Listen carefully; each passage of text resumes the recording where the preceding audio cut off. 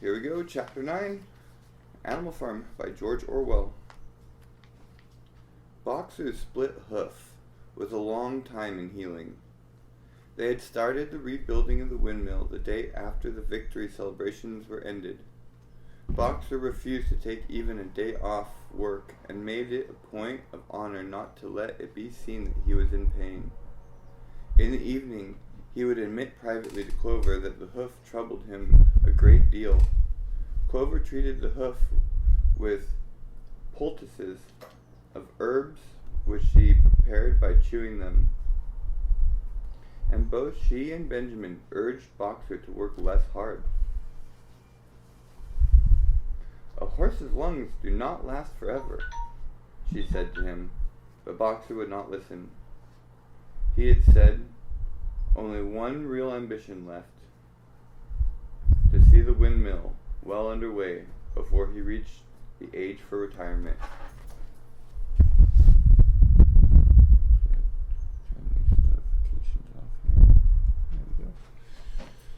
Ooh, what's that?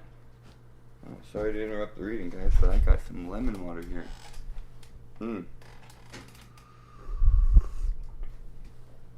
That's hot. Fresh and hot. Okay.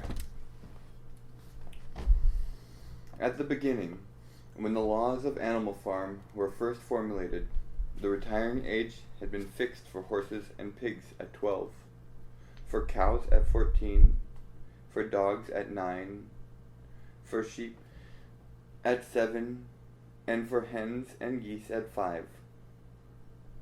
Liberal old-age pensions had been agreed upon. As yet no animal had actually retired on pension, but of late the subject had been discussed more and more. Now that the small field beyond the orchard had been set aside for barley, it was rumored that a corner of the large pasture was to be fenced off and turned into a grazing ground for superannuated animals.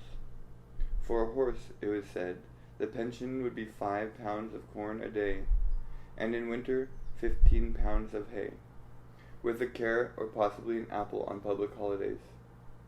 Boxer's 12th birthday was due in the late summer of the following year. Meanwhile, life was hard. The winter was cold, and the winter was as cold as the last one had been, and food was even shorter. Once again, all rations were reduced except those of the pigs and dogs. A too rigid equality in rations, Squealer explained, would have been contrary to the principles of animalism. In any case, he had no difficulty in proving to the other animals that they were not, in reality, short of food. Whatever the appearances might be, for the time being, certainly it had been found necessary to make a readjustment of rations. Squealer always spoke of it as a readjustment, never as a reduction. But in comparison with the days of Jones, the improvement was enormous. Reading out the figures in a shrill, rapid voice, he proved to them in detail that they had more oats, more hay, more turnips than they had in Jones's day, that they worked shorter hours, that their drinking water was of better quality, that they lived longer, that a larger portion of their young ones survived infancy, and that they had more straw in their stalls and suffered less from fleas. The animals believed every word of it. Truth to tell, Jones and all he stood for had almost faded out of their memories. They knew that life nowadays was harsh and bare, that they were often hungry and often cold, and that they were usually working when they were not asleep. But doubtless it had been worse in the old days. They were glad to believe so. Besides, in those days they had been slaves, and now they were free, and that made all the difference, as Squealer did not fail to point out. There were many more mouths to feed now. In the autumn, the 4 sows had all littered simultaneous, producing 31 young pigs between them. The young pigs were piebald, and as Napoleon was the only boar on the farm, it was possible to guess at their parentage. It was announced that later, when bricks and timber had been purchased, a schoolroom would be built in the farmhouse garden. For the time being, the young pigs were given their instruction by Napoleon himself in the farmhouse kitchen. They took their exercise in the garden, and were discouraged from playing with the other young animals. About this time, too, it was laid down as a rule that when a pig and any other animal met on the path, the animal must stand aside, and also that all pigs, of whatever degree, were to have the privilege of wearing green ribbons on their tails on Sundays. The farm had had a fairly successful year, but was still short of money. There were the bricks, sand, and lime for the schoolroom to be purchased, and it would also be necessary to begin saving up again for the machinery for the windmill. Then there were lamp and oil candles for the house, sugar for Napoleon's own table. He forbade this to the other pigs on the grounds that it made them fat, and all the usual replacements such as tools, nails, string, coal, wire, scrap iron, and dog biscuits. A stump of hay and part of the potato crop were sold off, and the contract for eggs was increased to 600 a week, so that year the hens barely hatched enough chicks to keep their numbers at the same level. Rations, reduced in December, were reduced again in February, and lanterns in the stalls were forbidden to save oil. But the pigs seemed comfortable enough, and, in fact, were putting on weight if anything. One afternoon in late February, a warm, rich, appetizing scent, such as the animals had never smelt before, wafted itself across the yard from the little brewhouse, which had been disused in Jones's time, and which stood beyond the kitchen. Someone said it was a smell of cooking barley. The animals sniffed the air hungrily, and wondered whether a warm mash was being prepared for their supper. But no warm mash appeared, and on the following Sunday it was announced that from now onwards all barley would be reserved for the pigs. The field beyond the orchard had already been sown with barley, and the news soon leaked out that every pig was now receiving a ration of a pint of beer daily, with half a gallon for Napoleon himself, which was always served to him in the Crown Derby soup tureen. But if there were hardships to be borne, they were partly offset by the fact that life nowadays had a greater dignity than it had had before. There were more songs, more speeches, more processions. Napoleon had commanded that once a week there should be held something called a spontaneous demonstration, the object of which was to celebrate the struggles and triumphs of Animal Farm. At the appointed time, the animals would leave their work and march around the precincts of the farm in military formation, with the pigs leading the horses, then the cows, then the sheep, and then the poultry. The dogs flanked the procession, and at the head of all marched Napoleon's black cockerel. Boxer and Clover always carried between them a green banner marked with the hoof and the horn, and the caption, "Long live Comrade Napoleon." Afterwards, there were 2 recitations of poems composed in Napoleon's honor, and a speech by Squealer, giving particulars of the latest increases in the production of foodstuffs, and on occasion a shot was fired from the gun. The sheep were the greatest devotees of the spontaneous demonstration, and if anyone complained as a few animals sometimes did when no pigs or dogs were near, that they wasted time and meant a lot of standing about in the cold. The sheep were sure to silence him with a tremendous bleating of 4 legs good, 2 legs bad. But by and large, the animals enjoyed these celebrations. They found it comforting to be reminded that after all, they were truly their own masters, and that the work they did was for their own benefit. So that what with the songs, the processions, squealers' lists of figures, the thunder of the gun, the crowing of the cockerel, and the fluttering of the flag, they were able to forget that their bellies were empty, at least part of the time. In April, Animal Farm was proclaimed a republic, and it became necessary to elect a president. There was only one candidate, Napoleon, who was elected unanimously. On the same day, it was given out that fresh documents had been discovered which revealed further details about Snowball's complicity with Jones. It now appeared that Snowball had not, as the animals had previously imagined, merely attempted to lose the battle of the cowshed by means of a stratagem, but had been openly fighting on Jones's side. In fact, it was he who had actually been the leader of the human forces, and had charged into battle with the words "Long live humanity" on his lips. The wounds on Snowball's back, which a few of the animals still remembered to have seen, had been inflicted by Napoleon's teeth.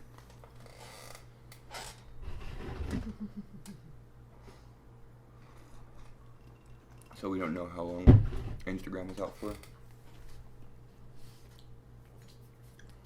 In the middle of the summer, Moses the raven suddenly reappeared on the farm after an absence of several years. He was quite unchanged, still did no work, and talked in the same strain as ever about Sugar Candy Mountain. He would perch on a stump, flap his back wings, and talk by the hour to anyone who would listen. "Up there, comrades," he would say solemnly, pointing to the sky with his large beak. "Up there, just on the other side of that dark cloud that you can see, there lies Sugar Candy Mountain, that happy country where we poor animals shall rest forever from our labors." He even claimed to have been there on one of his higher flights, and to have seen the everlasting fields of clover and the linseed cake and lump sugar growing on the hedges. Many of the animals believed him. Their lives now, they reasoned, were hungry and laborious. Was it not right and just that a better world should exist somewhere else? A thing that was difficult to determine was the attitude of the pigs towards Moses. They all declared contemptuously that his stories about Sugar Candy Mountain were lies, and yet they allowed him to remain on the farm, not working, with an allowance of a gill of beer a day. After his hoof had healed up, Boxer worked harder than ever. Indeed, the animals worked like slaves that year. Apart from the regular work of the farm and the rebuilding of the windmill, there was the schoolhouse for the young pigs, which was started in March. Sometimes the long hours on insufficient food were hard to bear, but Boxer never faltered. In nothing that he said or did was there any sign that his strength was not what it had been. It was only his appearance that was a little altered. His hide was less shiny than it had used to be, and his great haunches seemed to have shrunken. The others said, "Boxer will pick up when the spring grass comes on." But the spring came, and Boxer grew no fatter. Sometimes on the slope leading to the top of the quarry, when he braced his muscles against the weight of some vast boulder, it seemed that nothing kept him on his feet except the will to continue. At such times his lips were seen to form the words, "I will work harder." He had no voice left. Once again, Clover and Benjamin warned him to take care of his health, but Boxer paid no attention. His 12th birthday was approaching. He did not care what happened, so long as a good store of stone was accumulated before he went on pension. Late one evening in the summer, a sudden rumor ran around the farm that something had happened to Boxer. He had gone out alone to drag a load of stone down to the windmill, and sure enough, the rumor was true. A few minutes later, 2 pigeons came racing in with the news. "Boxer has fallen.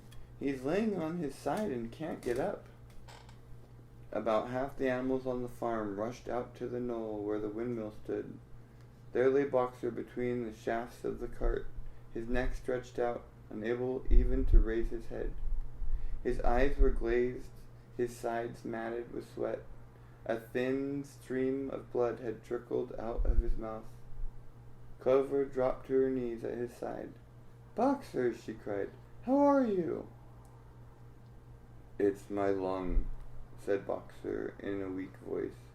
"It does not matter. I think you will be able to finish the windmill without me. There is a pretty good store of stone accumulated. I had only another month to go in any case. To tell you the truth, I had been looking forward to my retirement, and perhaps, as Benjamin is growing old too, they will let him retire at the same time and be a companion to me." "We must get help at once," said Clover. "Run, somebody, and tell Squealer what has happened." All the other animals immediately raced back to the farmhouse to give Squealer the news. Only Clover remained, and Benjamin, who lay down at Boxer's side, and without speaking, kept the flies off him with his long tail. After about a quarter of an hour, Squealer appeared, full of sympathy and concern. He said that Comrade Napoleon had learnt, with the very deepest distress of his misfortune, to one of the most loyal workers on the farm, and was already making arrangements to send Boxer to be treated in the hospital at Willingdon. The animals left a little uneasy at this, except for Molly and Snowball. No other animal...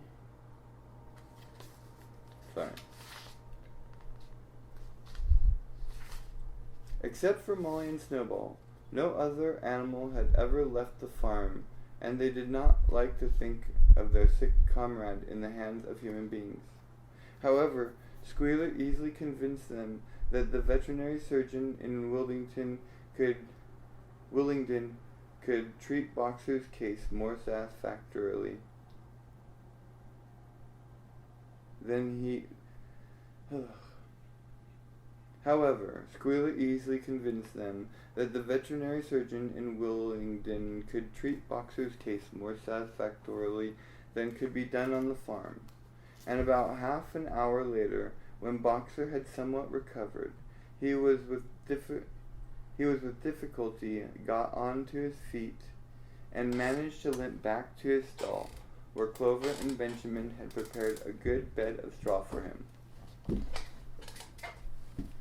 Gotta have one of these before they get too cold.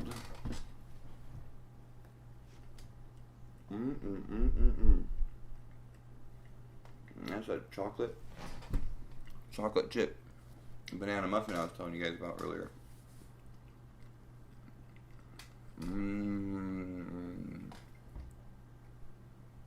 Chocolate chip banana muffin.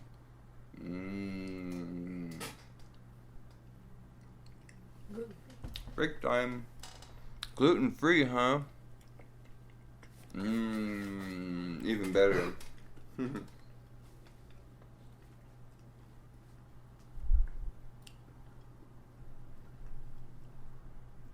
I'm not gonna read to you guys with my mouth full, don't worry.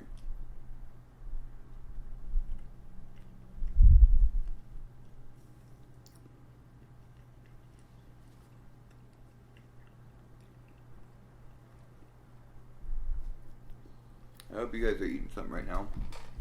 Well, I guess it was a good time for me to eat this, since Facebook is deciding to be janky right now.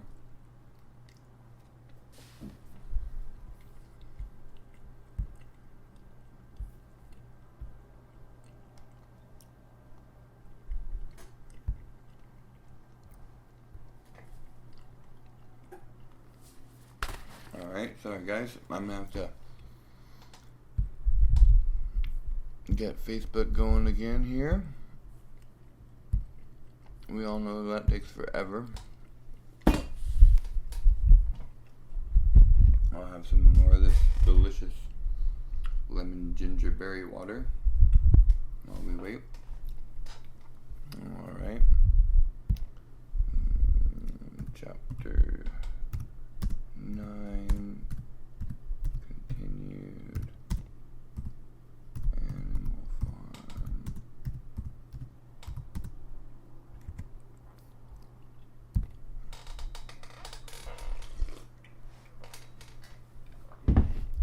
Alright. Chapter 9 continued of Animal Farm by George Orwell. Okay. How's Instagram doing? Yep, that's what I thought.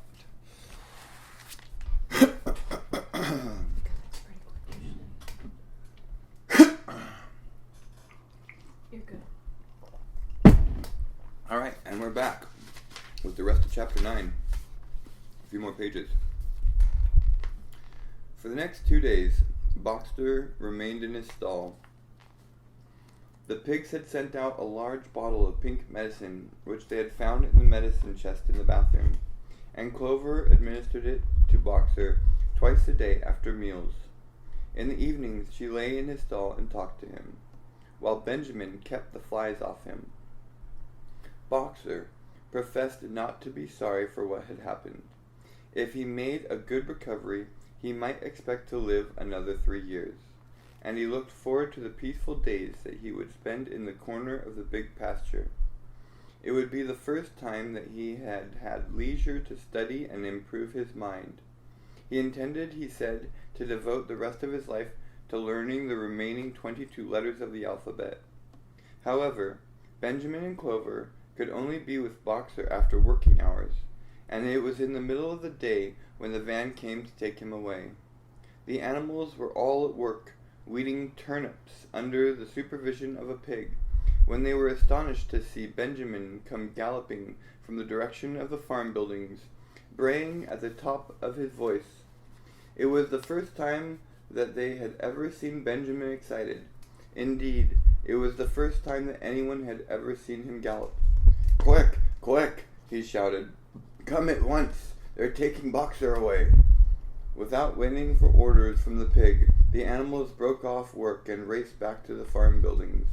Sure enough, there in the yard was a large closed van drawn by 2 horses, with lettering on the side, and a sly-looking man in a low-crowned bowler hat sitting on the driver's seat. And Boxer's stall was empty. The animals crowded round the van. "Goodbye, Boxer," they chorused. "Goodbye." "Fools! Fools!" shouted Benjamin, prancing around them and stamping the earth with his small hooves. "Fools! Do you not see what is written on the side of that van?" That gave the animals pause, and there was a hush. Muriel began to spell out the words, but Benjamin pushed her aside, and in the midst of a deadly silence he read, "Alfred Simmons, horse slaughterer and glue boiler, Willingdon, dealer in hides and bone meal, kennels supplied. Do you not understand what that means? They are taking Boxer to the knackers." A cry of horror burst from all the animals.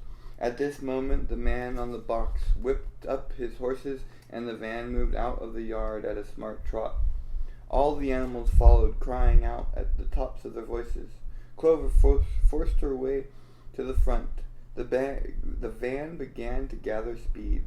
Clover tried to stir her stout limbs to a gallop and achieve a canter. "Boxer!" she cried.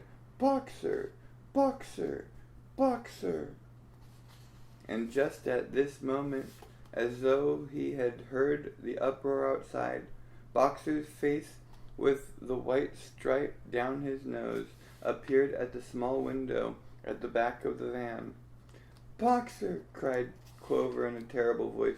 "Boxer, get out! Get out quickly! They're taking you to your death!" All the animals took up the cry of, "Get out, Boxer! Get out!" But the van was already gathering speed and drawing away from them. It was uncertain whether Boxer had understood what Clover had said, but a moment later his face disappeared from the window, and there was a sound of a tremendous drumming of hooves inside the van. He was trying to kick his way out. The time had been when a few kicks from Boxer's hooves would have smashed the van to matchwood, but alas, his strength had left him, and in a few moments the sound of drumming hoofs grew fainter and died away. In desperation, the animals began appealing to the two horses which drew the van to stop. "Comrades! Comrades!" they shouted. "Don't take your own brother to his death!" But the stupid brutes, too ignorant to realize what was happening, merely set back their ears and quickened their pace. Boxer's face did not appear at the window. Boxer's face did not reappear at the window. Too late, someone thought of racing ahead and shutting the 5-barred gate, but in another moment the van was through it and rapidly disappearing down the road. Boxer was never seen again. 3 days later, it was announced that he had died in the hospital at Willingdon, in spite of receiving every attention a horse could have. Squealer came to announce the news to the others. He had, he said, been present during Boxer's last hours. "It was the most affecting sight I have ever seen," said Squealer, lifting his trotter and wiping away a tear. "I was at his side at the very last, and at the end, almost too weak to speak. He whispered in my ear that his sole sorrow was to have passed on before the windmill was finished. 'Forward, comrades,' he whispered. 'Forward in the name of the rebellion. Long live Animal Farm. Long live Comrade Napoleon. Napoleon is always right.' Those were his very last words, comrades." Here Squealer's demeanor suddenly changed. He fell silent for a moment, and his little eyes darted suspicious glances from side to side before he proceeded. It had come to his knowledge, he said, that a foolish and wicked rumor had been circulated at the time of Boxer's removal. Some of the animals had noticed that the van which took Boxer away was marked Horse Slaughterer, and had actually jumped to the conclusion that Boxer was being sent to the knackers. It was almost unbelievable, said Squealer, that any animal could be so stupid. "Surely," he cried indignantly, whisking his tail and skipping from side to side, "surely they knew their beloved leader, Comrade Napoleon, better than that." But the explanation was really very simple. The van had previously been the property of the knacker, and had been bought by the veterinary surgeon, who had not yet painted the old name out. That was how the mistake had arisen.